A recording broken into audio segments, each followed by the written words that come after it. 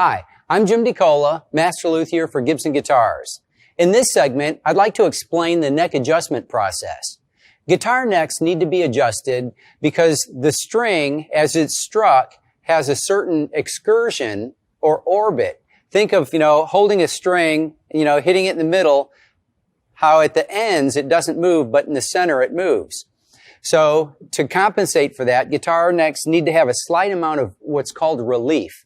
And that's the amount of allowable curvature in that neck to provide a clean action after you strike that string.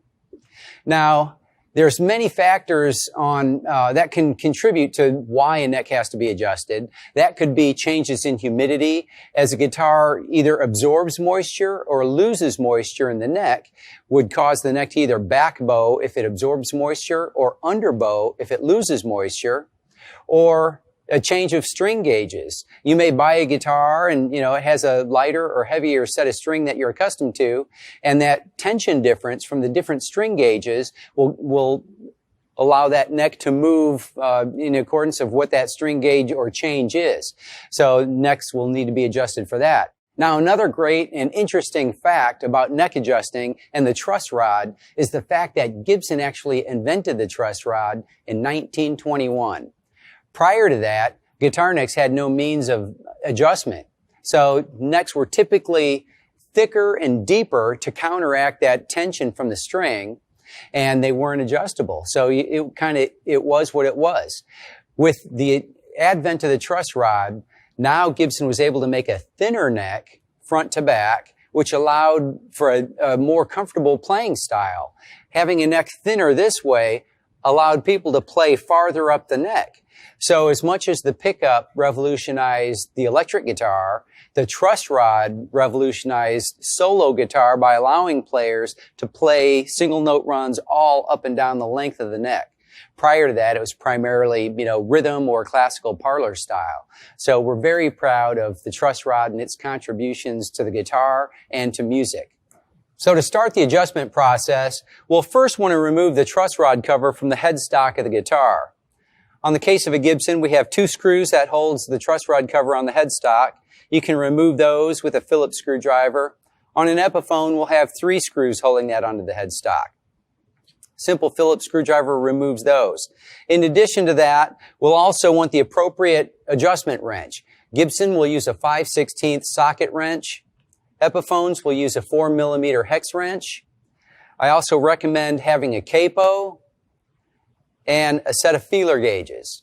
If you don't have a set of feeler gauges, you can also use a business card and a sheet of paper in place of the feeler gauges. Also, tuner. Start out, make sure your guitar is tuned properly to pitch. And then you'll need to give the guitar a play test and then measure it. So you can start out by playing it, and sometimes that's very apparent. That sounds very good. But if I inspect the neck, it seems like it has a lot of curvature in an underbow, which will then cause it to buzz in the higher fret regions because the fingerboard is curving up. So then it will want to buzz out in that area. So to verify the measurements, we'll use a capo at the first fret to hold the strings down. And then we're going to hold the strings down at the neck body joint. In the case of this ES, it has more neck length than, say, a Les Paul, which has a longer heel. And the truss rod really isn't active past the neck joint area. So hold it, at the end of the fingerboard, approximately where that neck joint is, so all the strings are held down. And then you're going to want to use a feeler gauge. If you don't have a set of feeler gauges, which our spec is 5/1000ths for the high side, meaning very straight, and for the most extreme, 15/1000ths. You can use a sheet of paper in place of the 5/1000ths, which a sheet of paper is typically 4/1000ths, or an average business card, which is typically about 13/1000ths. So that's close enough. So you'll want to check that distance between the bottom of the string and the top of the fret at the 8th fret. And that's approximately midway of the neck. So you'll slide, in this case, a business card or that feeler gauge, and in fact, this is more than that 15 thousandths feeler gauge. And as I suspected, this neck has too much underbow, so we'll need to tighten that neck, and then we'll have to retune and then check the setup again. Since the neck is underbowed, we'll use the 5/16 socket wrench and we'll tighten the neck. So to tighten it, place the wrench on the truss rod nut. Make sure it's secure so you don't risk having it slip or strip the nut. And then we're going to tighten it, and I recommend no more than a quarter of a turn at a time, because the truss rod is very active, and if you over tighten it, you can cause the neck to crack or delaminate. It's not very likely, but as long as you work in quarter-inch, eighth-inch, or quarter-inch turns, you're going to be safe. So since it's underbowed, we'll turn it clockwise, which would be towards myself, right? So I turned it a quarter turn. Now we'll retune it, because every time you adjust the neck, that changes the tension of the neck, which changes the pitch of the string. So we'll retune it and then check it again.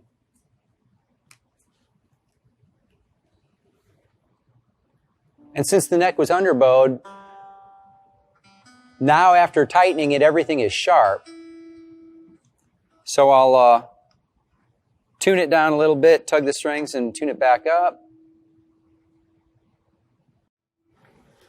Now, put the capo back in place, hold the strings down at the neck body joint, and then use the thickness gauges at the 8th fret to check the relief. And at this point, we need to go a little bit more. It got a lot closer, but there's still some gap there. So I'll give it another quarter turn and retune.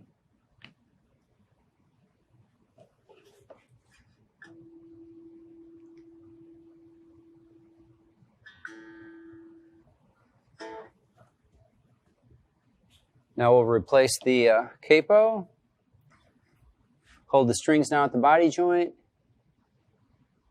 measure again, and here I see it's a little lower than that, and we'll check under the high E side too.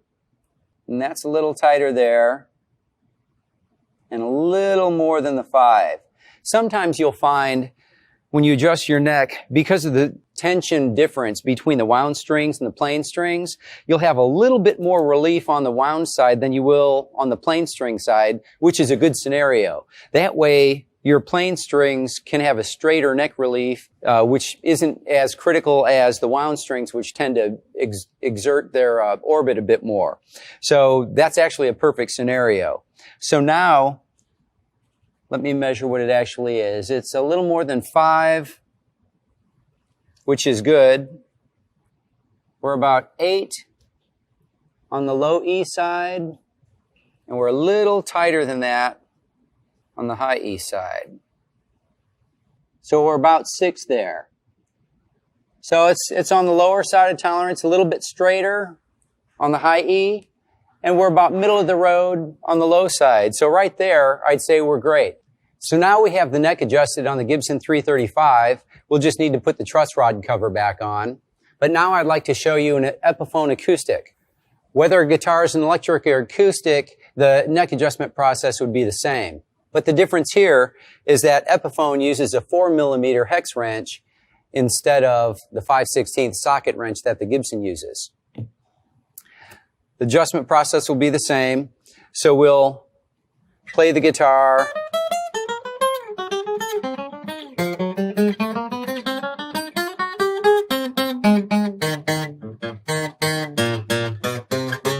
It sounds like it's buzzing at this end of the neck. I'm going to put the capo on it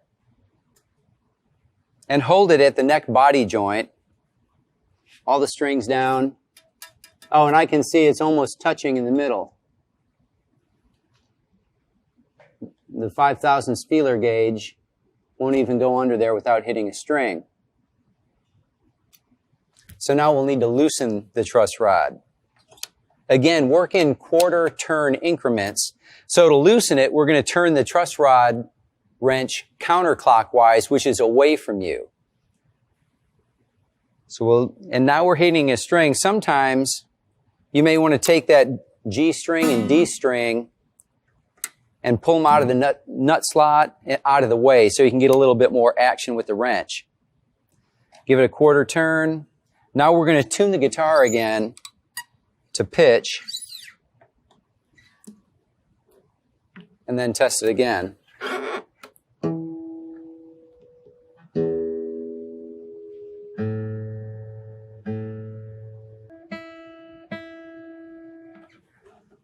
Now we'll put the capo back in place.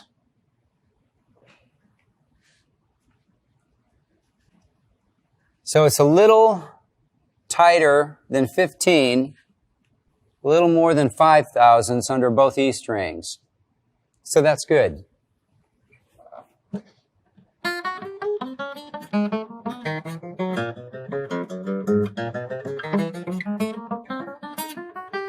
So it's playing clean, open position where it was buzzing before, so now the neck is adjusted properly. So I've showed you how to adjust the truss rod using the proper and recommended tools. However, sometimes you're in a situation and you may not have all those tools. You may be at a gig, maybe in summer where it's very humid. Your neck can literally change that quickly in between sets. So you may have to adjust your guitar neck, in the middle of a gig. And if you don't have all your tools, but you still have your wrench, because most people keep their wrench in their case, you can just eyeball it. And a lot of times, I'll even do that. Once you've done it long enough, you know what to look for. So a lot of times I'll hold that first string down, the low E with my index finger, hold it at the body joint, and then with my pinky, I'll stretch out into that 8th fret area, and then I'll press that string down to see how much bounce or clearance you have from that top of that fret to the bottom of the string. And after you've done it a while, you know what to look for. And, like I said, anywhere from a sheet of paper to a business card, and you check both high E and low E, and look for that same clearance. So, again, if you have a sheet of paper under your high E and maybe a business card in your low, that's a great scenario, and you can adjust it, retune it, and check it accordingly. So that's another way to accomplish that same neck adjustment. So remember, anytime anything changes the tension of your neck, whether it's your string gauge, the humidity, or just your playing style, you'll need to adjust the neck. And doing so, make sure you take your measurements and make sure you return to proper pitch after each adjustment. If you do that, you'll be fine. Thanks for watching. Be sure to check out the next episode of Gibson's Guide to Guitar Setup and Maintenance.